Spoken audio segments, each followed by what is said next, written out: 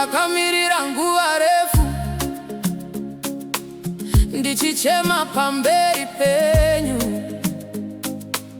vamwe vachipembera zvavo, ini ndakamirira minduro. Moyo wangu wakanga warwadziwa, asi ndakaramba ndichitenda. Ndakati rimwe zuva richasvika, Mwari vachandirangarira. Kunyange zvakaoma sei, handina kurega kutenda. Ndakati rimwe zuva ndichabuda chete, ndichabuda chete, ndichabuda chete. Nguva yanga yareba ndakamirira, ndofara nhasi ndanyaradzwa. Mandipukuta misodzi yangu,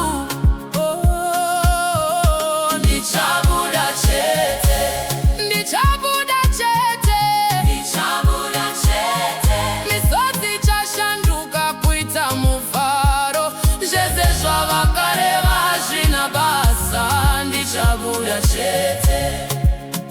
Mikova yakavarwa yose, nzira dzese dzakaramba, asi mibaba makazarura. Pandaisafungira, nhasi ndakamira ndichipupura.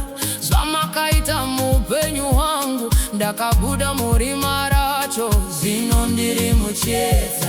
Ndaiti ndichabuda, uchabuda. Ndaiti handiregi, usarega. Mwari vaita, vaita. Ndabuda zvino, wabuda.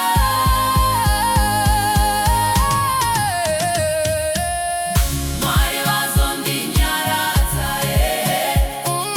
nguva yanga yareba ndakamirira, ndofara nhasi ndanyaradzwa.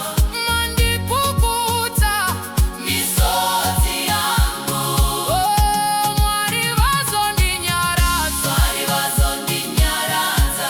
Misodzi yashanduka kuita mufaro, ndichapembera pamberi penyu, nekuti mandinzwa Mwari.